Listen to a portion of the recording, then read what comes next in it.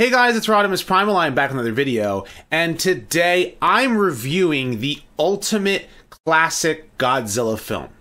And that is none other than the original 1954 black and white masterpiece, Gojira, and its American counterpart, Godzilla King of the Monsters. I've got a lot to talk about, so sit back, relax, make sure you're subscribed to the channel, and let's talk about the film that started it all.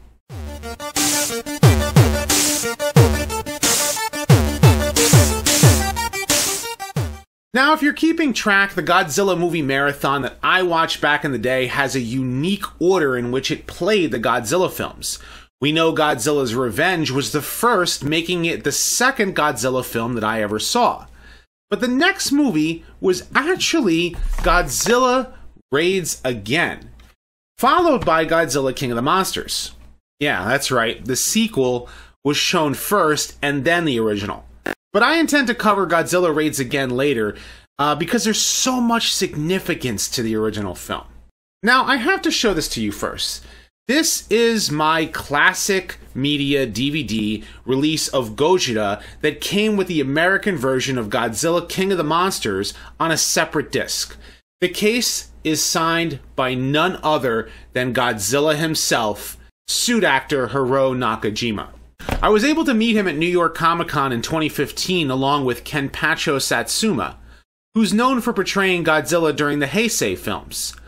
Both of them were really nice, and it was an honor to meet them both. And I can only imagine what they went through having to wear those heavy rubber suits. Anyway, on to the review. Now, the title of the film in Japanese is Gojira. The name is a portmanteau of the Japanese words for gorilla and whale, alluding to his size, strength, and the fact that he dwells in the ocean. When Toho romanized his name for English-speaking audiences, his name became Godzilla. So for this review, I'm simply going to call him by his English name. The context of the original 1954 film makes it stand out in a very powerful way. A mere 9 years after World War II, Japan was very well aware of the destruction caused by the atomic bombings of Hiroshima and Nagasaki. In addition, the H-bomb tests of the Bikini Atoll in 1954 caused nuclear fallout to affect the crew of the Lucky Dragon No. 5. It was these two events that inspired the making of Godzilla, and it's how the film starts off. Fishing boats are being sunk one after the other. They see a flash of light before their ship is engulfed in flames. A lone survivor makes it back to his home on Odo Island, whose villagers cannot figure out why they aren't catching any fish. After reporters arrive, a storm hits the island, and the lone survivor is killed when Godzilla attacks, destroying his home along with other villagers.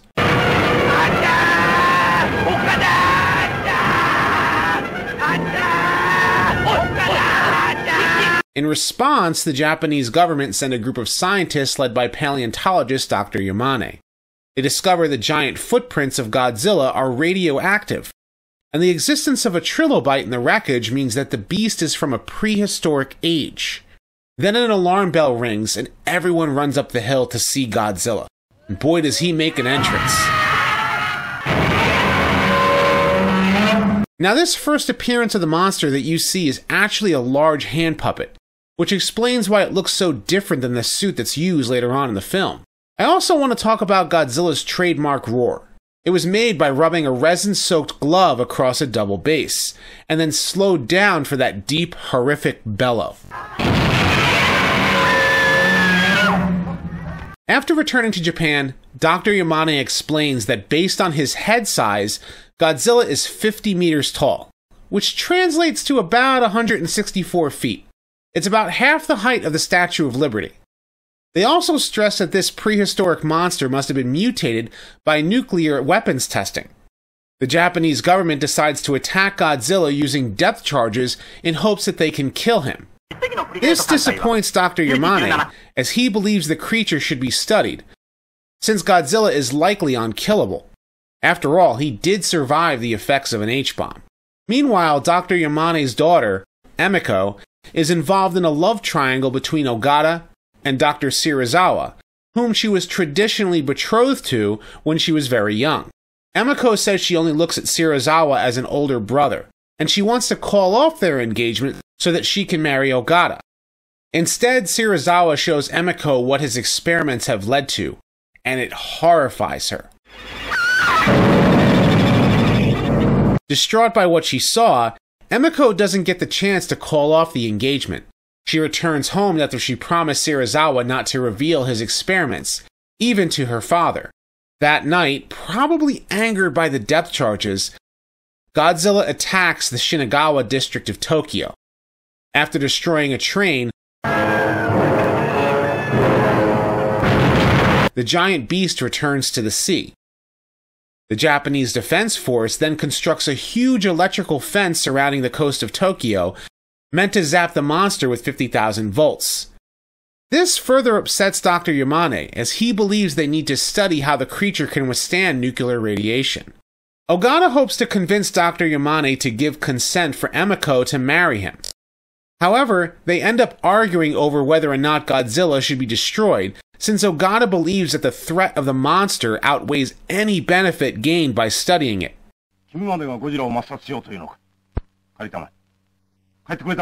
Godzilla then returns to attack again. The electric fence barely slows him down.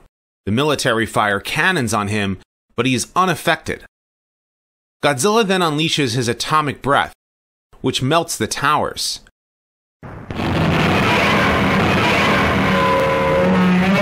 From there, the carnage lets loose. Like a force of nature, Godzilla destroys buildings,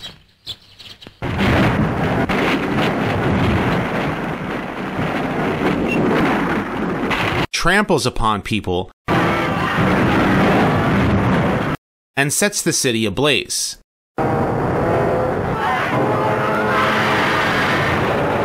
The Japanese Defense Force then try to stop him with tanks with little effect.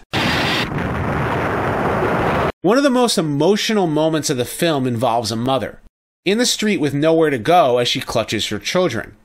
She says,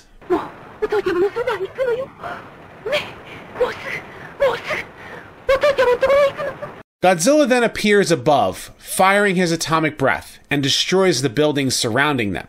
After the onslaught, Godzilla returns to the sea. Military jets begin to fire missiles at the monster. The next day, the wounded are brought to hospitals that are overflowing from the devastation. Many are dead or dying from radiation sickness. In fact, the woman who was clutching her children earlier during Godzilla's attack is seen dead in the hospital. While helping people at the hospital, Emiko breaks her promise to Serizawa, telling Ogata about the experiment she saw. Dr. Serizawa had been experimenting with oxygen, which led to the creation of an oxygen destroyer. This weapon would disintegrate oxygen in water, leaving any organisms to die of asphyxiation. It would also liquefy the remains. Serizawa feared that if it was revealed to the world, that he would be forced to use it as a weapon of mass destruction. Ogata and Emiko confront Serizawa in hopes of using the oxygen destroyer on Godzilla. Serizawa initially refuses to help. After seeing the aftermath of the destruction caused by Godzilla, followed by a choir of girls singing a song of mourning, Serizawa agrees. However, he destroys all of his research, hoping that this is the only time that the oxygen destroyer is ever used. The military then brings Serizawa and the oxygen destroyer into Tokyo Bay as they use a Geiger counter to find Godzilla's location. Serizawa volunteers to bring the oxygen destroyer into the depths of the bay to make sure it's properly used. Ogata refuses to allow him to go alone, and so the two dive to the bottom of Tokyo Bay. As Godzilla approaches them, Serizawa sets off the device and motions for Ogata to return to the surface.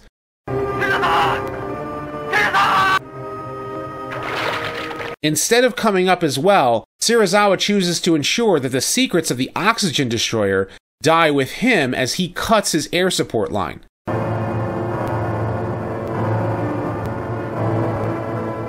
He tells Ogata to be happy together with Emiko. Both Serizawa and Godzilla die in the depths of the sea.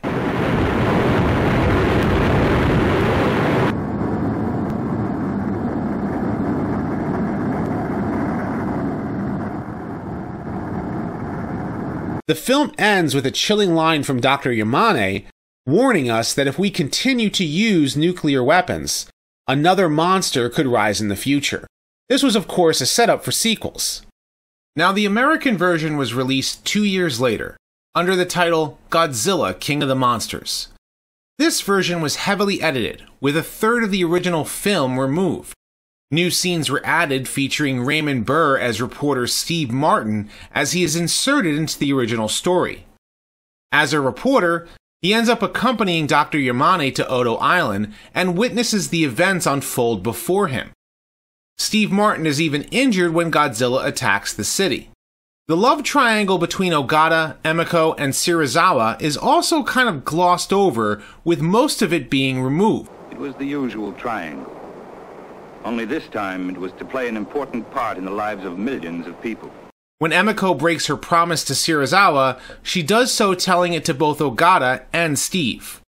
The dub also incorrectly states that Godzilla is 400 feet tall. That's a big difference to 164 feet. Not even the new legendary Godzilla is that big. And don't get me started yet on Godzilla Earth. They also state that the electric fence used during Godzilla's attack is 300,000 volts instead of 50,000. When Godzilla attacks, Steve records from the news building as he narrates what he sees.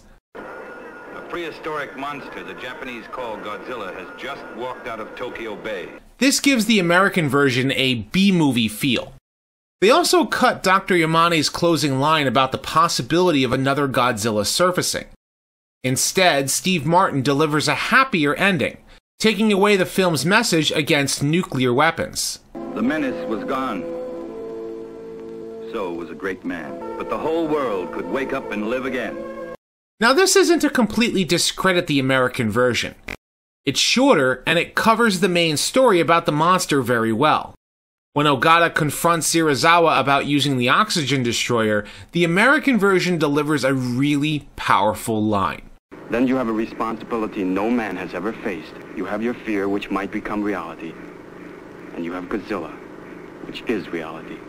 After its popular release here in the US, the new version was shown in Japan in 1957, and Toho officially adopted the moniker of King of the Monsters for Godzilla.